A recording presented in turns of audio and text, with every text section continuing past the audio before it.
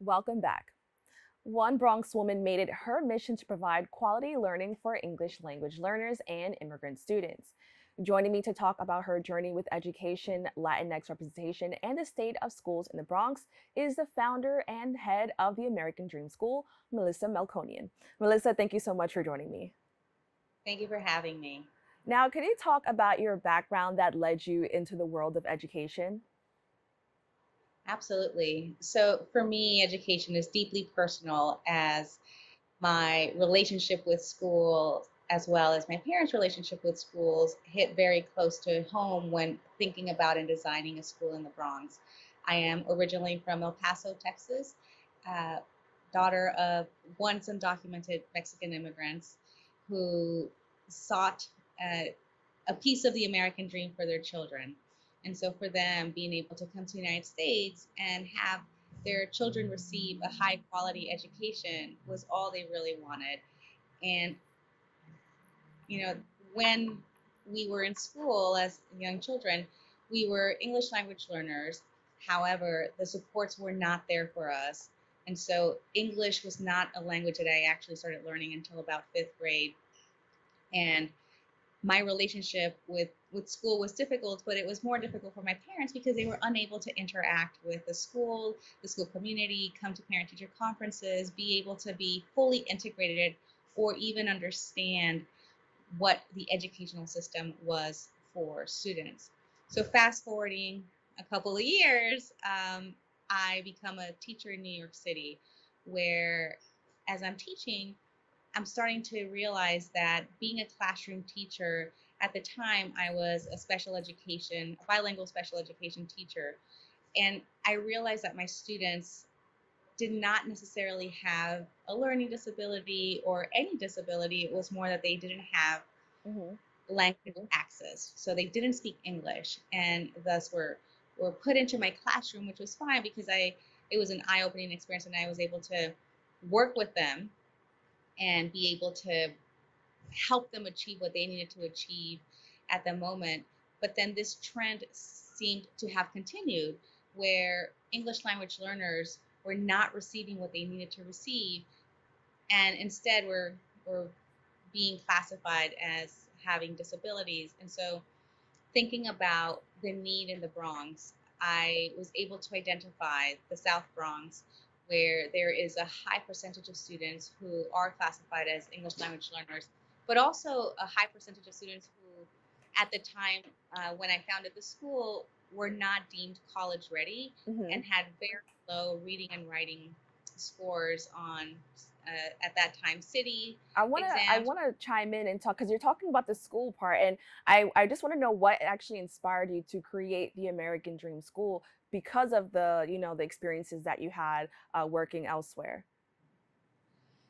So I wanted to have a school that catered specifically to English language learners, a school where students would feel welcome, a school where we would take everything that our students had and brought to us and take that and use it as an asset. So American Dream is fully bilingual and it's a 6 through 12 school. So our students start in 6th grade and they are fully integrated in Spanish and English. And for a lot of our students, Spanish is their first language. And Mm. so we are able to teach students in a language that they already understand, but also use the content knowledge that they have coming into our school and not thinking that because they don't speak English fluently, we need to remediate or help them hurry up to learn English and or teach them social studies, science, math in English, and our students don't understand.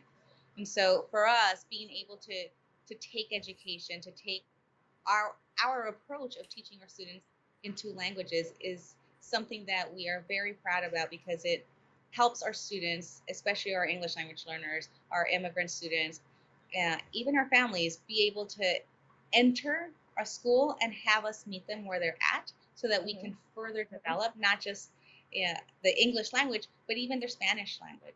Can you talk about some of the challenges ESL students face within just New York City public schools? I think it's really difficult to walk into a school, especially for students who are new to our country, and be expected to assimilate into situations where they don't have experience.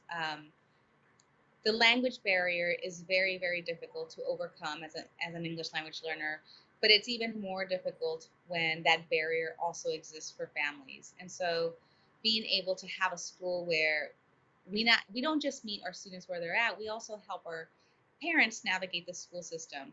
And the school system, especially in New York City, is a very daunting school system. It is Right. big, Very complex. complex to Right. even enroll a student in school, right? So when students are transitioning from elementary to middle or from middle to high school, parents are told to go find a school that they believe is best for their students, but it's such a complicated process that, for English speaking parents, let alone for parents who don't speak the language, and Right. more so for Right. students, because it can become this huge, overwhelming endeavor. And, sometimes our English language learners don't get it right and they select a school that doesn't necessarily have the resources that they may need. Now, I want to talk a little bit about the ceremony that you held for Hispanic Heritage Month. The little bit that I heard sounded really amazing. Could you just talk about that experience? Yeah, it was the first time that we held it was the Hispanic World Fair, we called it. It was a month-long project where our students in advisory is another name for homeroom, uh, and our students meet in their advisories every single day, and they were able to research a Hispanic or Latin American country and be able to become experts in that country. And so on that day, we were able to transform every classroom and every possible space that we had to represent uh, 19 countries, so that students and parents and guests would be able to take a Hispanic world tour. We designed passports so that they would go Oh, that's into cool.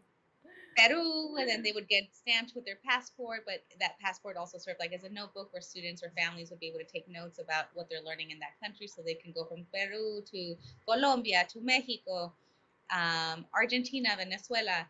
And what was really beautiful about the whole experience was that students didn't necessarily have heritage from that country necessarily, but learned a great deal. And so for us, it was very humbling to see our students be able to not just integrate with their own culture, but also with other cultures from their peers. We have over 90% of our population do identify as Hispanic or Latino, and it was just an event that was absolutely a beautiful experience. You can see it, hear it. There's music, there's live music, a That salsa kind band at each. of makes me think about representation just in general, and just to see how it kind of lights you up. I could imagine, what it feels for the kids who get to see that. I also want to talk about, the Bronx Charter School of the Arts. They just announced their first Latinx director, executive director of the school. Can you just talk about how important representation is, especially for, young people? It is absolutely crucial for young people to be able to see themselves in our leaders. And so to be able to have an executive director who is Latina at this school is not just empowering for the school and the community, but for young people in general, because they can identify, they can see themselves, they can see their parents, they can have someone who is familiar with their language and with their culture, and be able to just see that they can be so much more. And so it's growing up in the Bronx, which is highly diverse and a Right. huge community that is heavy in Hispanic and Latinos. It's definitely something that we need more of, especially in our school system, because that's where we interact with our youth the most, is in schools.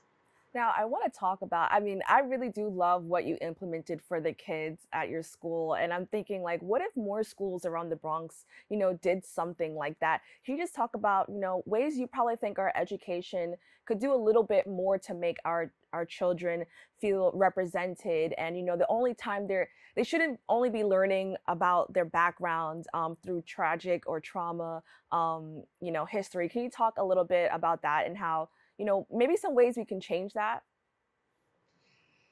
Yeah, I think it's absolutely necessary for schools to be able to figure out ways. Unfortunately, I feel like there are a lot of pressures put on education leaders and schools and school administrators to be able to have our students grow academically and meet learning standards and be able to pass tests. But life is a lot more than just being able to pass a test. And so, especially in the Bronx, and especially in communities that are traditionally underserved, we have to do better by our children. And we need to be able to provide opportunities, provide insights, provide perspective that they may not necessarily have or have seen.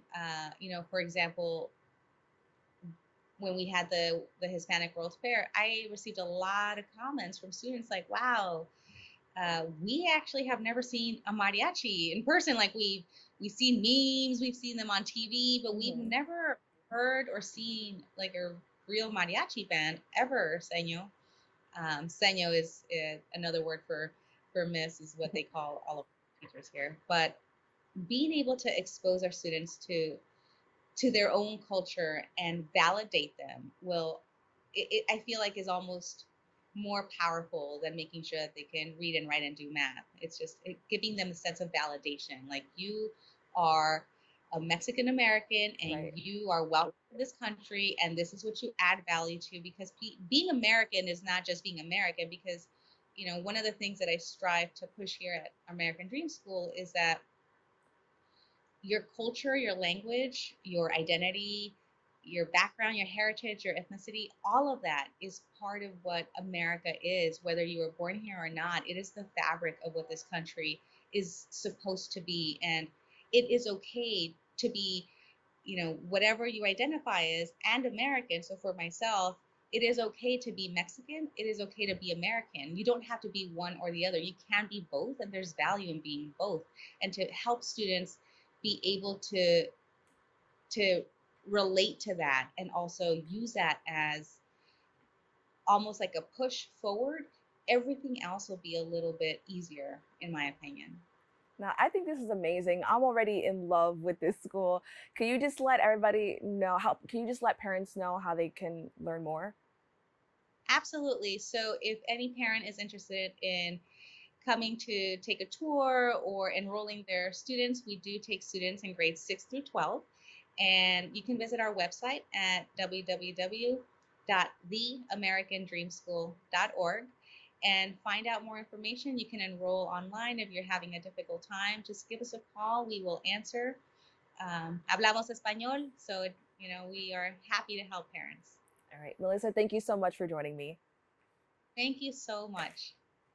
That's all for our show today. Thank you for tuning in. I'm Kibin Alleyne, wishing you and yours safety and wellness now and always. See you next time.